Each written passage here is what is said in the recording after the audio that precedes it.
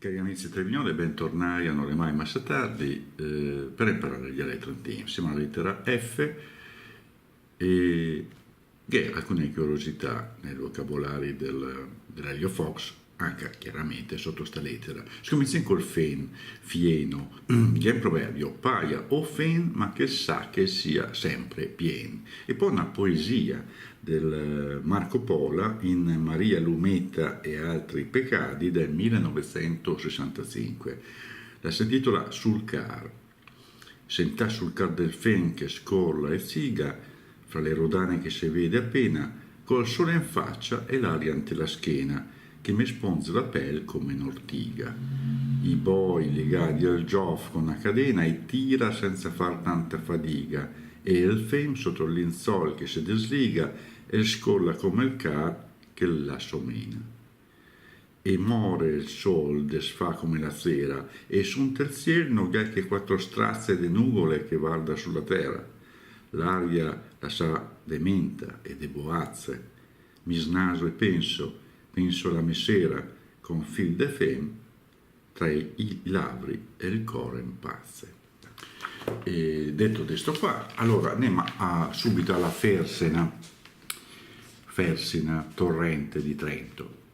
Note di storia, torrente che ha origine dal lago di Erdemolo in Valle dei Mochiani a quota 2005, raggiunge Pergine Valsugana e quindi attraversa la zona orientale di Trento per confluire nell'Adige a sud della città.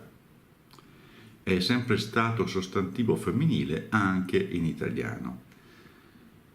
Il torrente anticamente transitava in quella che oggi è via Dordi. Poco dopo il 1300 venne spostato all'esterno delle mura di Piazza Fiera, poiché i danni da alluvione erano frequenti. Bernardo Clesio fece deviare il torrente nel letto attuale, ma solo la sponda destra, quella verso la città, era munita di un argine. Dall'altra parte c'era solo campagna. Peraltro anche l'argine verso la città veniva spesso scavalcato dalle acque se il convento di San Bernardino, frati francescani che si trovava alla Busa a livello del torrente, e quello di Santa Chiara, sull'area dove oggi sorge l'auditorium, la chiesa di Santa Chiara ancora attiva, venivano spesso invasi dall'acqua. In una grave alluvione del 1589, la Fersina provocò tali danni al convento di San Bernardino che i frati decisero di non ricostruirlo, ma di farne uno nuovo. I lavori vennero iniziati nel 1594 in luogo sicuro, sempre alla Busa, ma in zona collinare dove si trova oggi.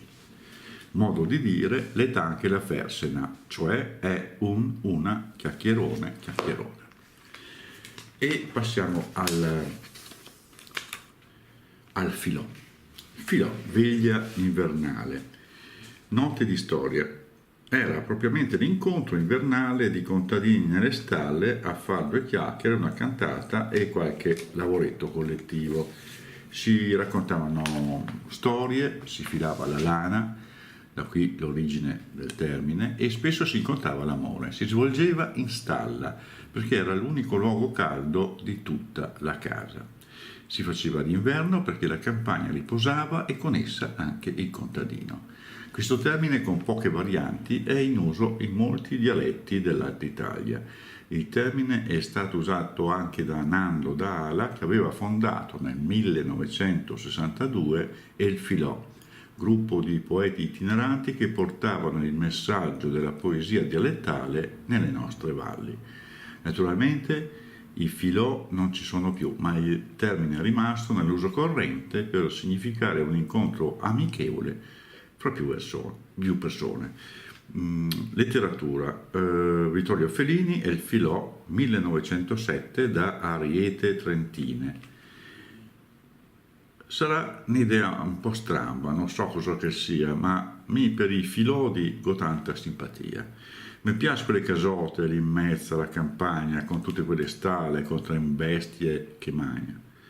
L'inverno con quei freddi, con quelle nevegate, se che sta drempolito come le fu scaldate, e in quelle notti lunghe, con la campagna morta, passando lì un par di ore, la sera là è più corta. Lì quei che si conosce per gente che ha dritto, i la porta aperta, senza biglietti d'invito. Con tutto questo vi darò appuntamento alla prossima puntata di Non è mai massa tardi per imparare il dialetto trentino.